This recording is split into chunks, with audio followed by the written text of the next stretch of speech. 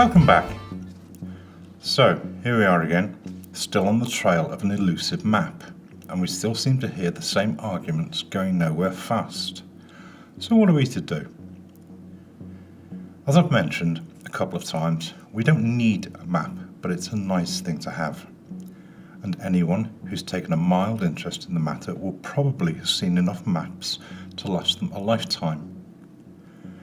I also recall saying that none of us, myself included, are likely to go out and create a new map of the world anytime soon. But of all the maps that are kicking around, we can probably get a good idea of what's out there. So I'll cut to the chase. Back in episode 6, I showed why I think that the only maps that might help us are the circular maps, where it's back to the globe again.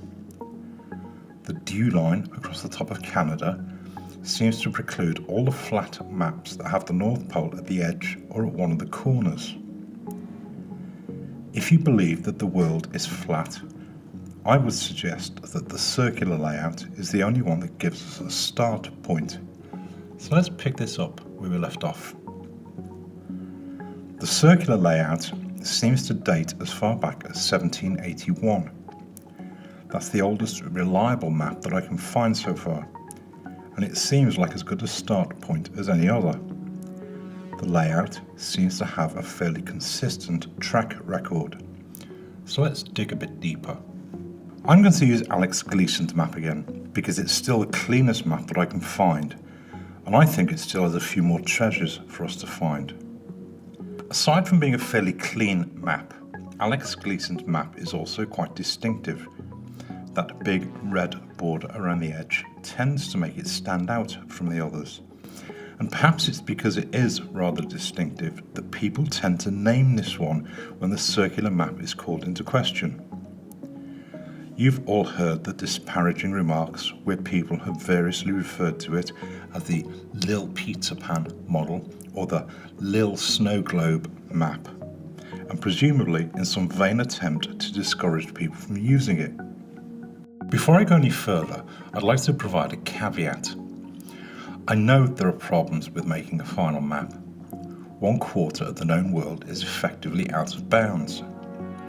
Many flat earthers still seem reluctant to accept any model, but we shouldn't let it deter us from working to solve as much of the puzzle as we can. Some people do prefer to have something to work with, and for that reason we look closer. Alex Gleason created his map at the end of the 19th century as the basis for a timekeeping device that he patented. I'll deal with the layout in detail in a moment, but I invite you to pause for a moment and think how many agencies use this layout already. There certainly seems to be something in it. It seems that many of the critics direct their objections at Alex Gleason rather than the layout itself. If anyone still thinks this map is so grossly wrong, I would challenge them to go and bang on the door of the United Nations and ask them why they have a Lil Pizza Pan map for so many of their agencies. I recall saying some time ago that some men really do have a thing about size, and as such, do any of us really think any country would have allowed themselves to be portrayed as significantly smaller than they or their neighbours really are? It seems unlikely, so the UN map might be a fairly good indicator that we're on the right track. If we take a look at Alex Gleason's map, we can see that it was created as the basis for a timekeeping device that he patented in the 1890s. Unfortunately, it seems like the copy we have is the only surviving original, courtesy of the Boston Library. It's a little trashed, but if you do a patent search, it's fairly easy to see exactly what its purpose was. The map, which forms the central section of the chart, was created by one J.S. Christopher, but there seems to be no information available about this particular individual. Any claim that modern college is a misspelling of Morden College, which is just outside London, is equally credible given that the map appears to have been designed in England and then printed in the United States. It's not unreasonable for the US printers to have assumed that Morden was a misspelling and to have made the correction themselves. In either case, Morden College was originally opened, quote, for the poor merchants and such as have lost their estates by accidents, dangers and perils of the seas. So it's quite reasonable to conclude that whoever J.S. Christopher was, he or she is quite likely to have had some considerable experience of the oceans and the maps of the world. And while the critics of Morden College now seem to paint it as being full of dribbling pensioners, it has a very credible pedigree linked to world navigation. I've trimmed Alex Gleason's chart as far as the border because I thought it might be nice to see exactly what Alex Gleason did create, and in the hope that it will provide a solid point from which we can take a closer look. In the top left-hand corner, Alex Gleason states that the chart is a longitude and time calculator. If you do a patent search, you can find these instructions for yourself, but I'll ask you to accept my assertions for a moment, and I'll put the patent application at the end for those of you who would like to see it a little closer. The chart was originally built with two arms that are pivoted near the centre. They look like they're slightly off-centre, but a closer look will show that they're fixed this way so that the scales on each arm run directly from the centre of the map along the lines of longitude. Essentially, both arms are the same, and each one has a scale that's divided into sections to represent latitude markings and working in both directions from a 0 point at the equator. Around the outside of the chart is a scale that shows longitude markers in 5-degree steps and longitude lines at 15-degree intervals. So the first function of the chart, to calculate the longitude for any location, needs that we simply rotate one of the arms so that the graded edge runs through the location that we're looking at. The exact location can then be read off the chart as a coordinate. By way of an example, let's suppose we use Philadelphia in North America. By rotating one of the arms round so that it runs through Philadelphia, we can see from the main grid that it stands on the 75-degree line. And by reading the latitude marking from the scale on the arm, we can see that it lies at a latitude of 40 degrees north. The full coordinates for Philadelphia are longitude 75 degrees west and latitude 40 degrees north.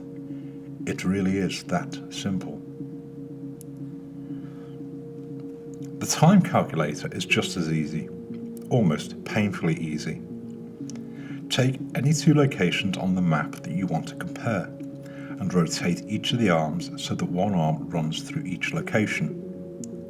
The tips of the arms end at the clock scale around the edge, so the time difference between the two locations is shown by counting the numbers of hours between the two arms.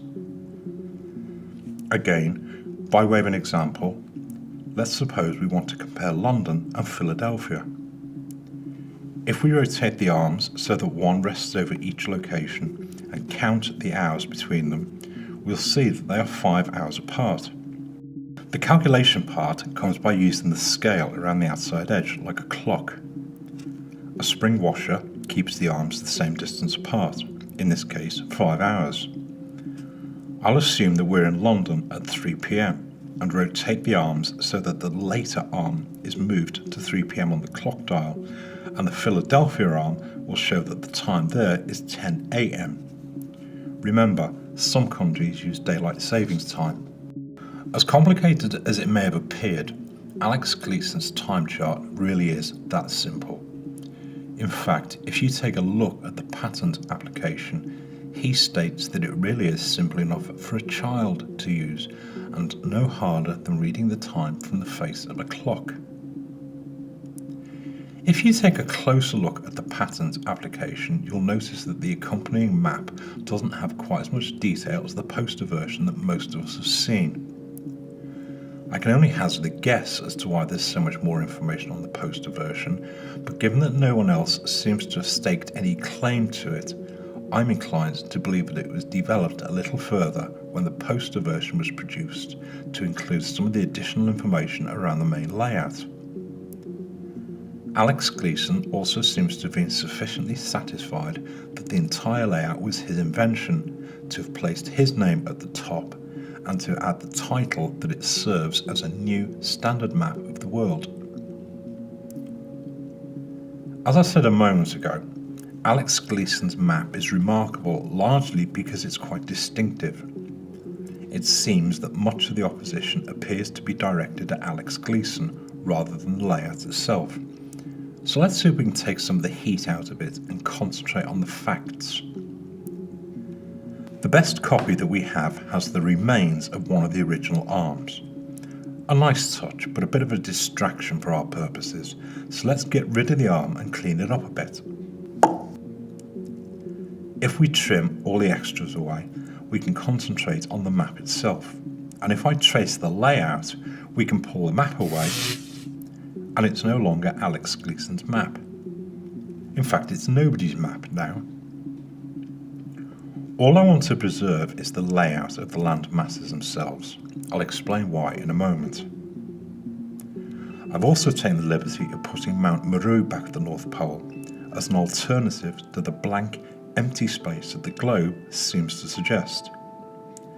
Much of the detail comes from Mercator's maps of the 16th century, while modern science seems to suggest that the North Pole has sunk in the last 500 years, and Father Christmas has moved his elves and his operational headquarters to Lapland. We now have what is generically referred to as an azimuthal equidistant projection, and I'm quite particular to use that word at this stage because in Alex Gleason's patent application he states that the longitude lines from the globe have simply been straightened out. So let's take this one step at a time and not judge him too harshly. We have a flat disk that shows the land masses around the world. For our purposes, it's as good as any other map of the world. It shows the principal land masses in relation to each other, and it's flat. So I'd like to call Alex Gleason up one last time before we let him rest in peace and take a closer look at his patent application.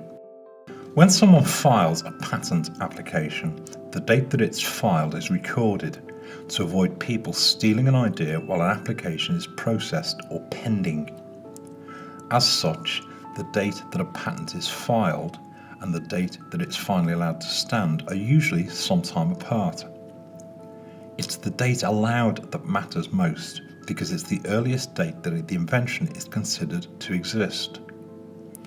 The more eagle-eyed among you may have noticed that the application date and the allowed date are some 6 months apart. Now you know why. If you want to patent something that includes parts that were invented by someone else, you must cite the patent number for each of those parts. You can't put a new patent on someone else's invention. You can only patent your own bits. When you apply for a patent, your application must cite the patent numbers for any part of your design that was made by someone else. At the bottom of many patent applications, you will see the numbers for those patents that are cited. So let's see if anyone else thinks Alex Gleason's layout is credible. If you run a search on the internet using Alex Gleason's patent number, you'll find that there are 3 patents that use his map, all granted in the 1970s for a device called a Universal Planisphere Complete Guidance and Computer System that was invented by one William A. Eisenhower. A planisphere is a flat map of a spherical surface. A planisphere and a globe both show the same information, except that one of them is flat and the other is spherical. If you believe that the Earth is flat, it's reasonable to accept that a planisphere serves the same purpose as the globe does for those who still think we live on a little ball. That's your decision to make. The planispheres you've seen so far are all maps of the ground, so I'd like to step away from ground maps for a moment and set our sights a little higher, several thousand miles higher to be precise. In the same way that the flat, circular world has been wrapped around a ball to provide us with a model for the globe, the skies have also been portrayed as a sphere that surrounds the globe, and in the same way that a globe can be shown as a flat, circular map, so too can the skies. I know that many people, especially flat earthers, will shout that the skies don't tell us anything about the earth on which we live, but I would beg to differ. The sky, and specifically the sun, the moon and the stars, have long been used in navigation to tell us exactly where we are on the surface of the earth. If we know exactly where the sun, moon and stars are on any date and time, it's fairly easy to establish your exact position on the face of the earth. They provide us with a reference system. In the same way that the ground can be mapped as a planisphere, so too can the skies, and when the two are used together, they provide an extremely reliable indicator of exactly where you are on the face of the earth. So I invite you to think about how we navigate around the world. Most people accept that GPS and local maps will generally get you from A to B, but let's remember that GPS is a fairly modern invention. On the land, navigation is fairly straightforward. In towns and cities we follow roads and landmarks, and out in the open countryside where there are few recognisable points of reference, we use a map and compass. Every good navigator knows that following a compass needle seems like a good idea, but that it's practically impossible to keep a steady compass while you walk. The correct method to navigate with a compass is to take general compass direction from the map, let the compass point in that direction, and pick a landmark to which the compass is pointing. Navigation is then as simple as walking to that landmark, and any route over the land is simply a case of walking from point to point until you get to your destination. On the oceans, navigation is a little more precarious because there are no recognisable landmarks. The earliest navigation over the seas relied on staying within sighting distance of the land masses. The magnetic compass began to be used for navigation at sea around 1,000 years ago, but wind and sea currents meant that sailing by the compass, or dead reckoning, was still quite hazardous for the navigator until reliable clocks were invented in the 18th century. As such, there was very little by which a navigator could be sure of his position on the oceans except for using the sun, the moon and the stars. They are sufficient to help navigators across the empty expanses of ocean until a lookout saw land. Radar was developed during the Second World War to provide radio beacons to mark the coastlines of the world, and now, by whatever means, GPS provides a fairly accurate referencing system across the whole world.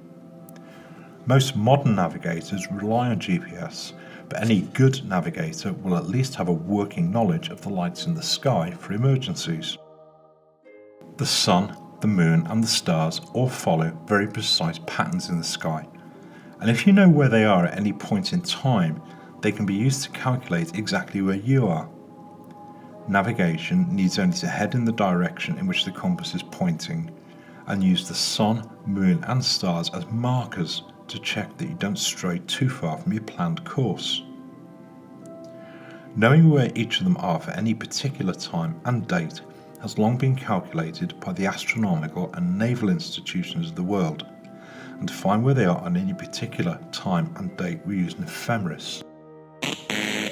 No, not a feminist, an ephemeris. An ephemeris is a detailed set of tables from which a navigator can calculate their position anywhere on the Earth. Unfortunately, and because the sky is constantly moving, it requires some 20-odd calculations for every single position, and hence the need for good navigators on the oceans. During daylight hours, navigation is reliant on the sun and occasionally the moon. At night, the stars provide so much more information, but the calculations are still subject to mistakes. So in 1975, Mr. William Eisenhower patented his Universal Planisphere Complete Guidance and Computer System. It looks rather complicated, so let's simplify it a little. Essentially, it's a series of discs that are riveted together so they can rotate over each other. The principal discs show the sun and the moon positions in the sky, and 2 discs show the principal stars and constellations in the night sky. Another disc shows the surface of the Earth and the principal land masses. If you look closely, you'll recognise the land masses match those that are shown on the familiar AE map. In other words, the AE map and its relative proportions are considered to be accurate enough for the purposes of world navigation. Despite this only having been invented in the 1970s, this navigation tool became obsolete when GPS was rolled out in the 1990s. It did go into production for a short time, but I was only able to find one that is still in existence. The plans here can be found on the original patent application, but they don't do it much justice, so I figured it might be nice to see what a real one looks like. It measures 16 inches across, so as you can probably imagine, it doesn't contain, nor does it need to show, any inland details.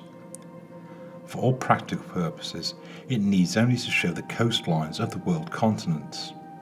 Remember, ships stop when they reach the land.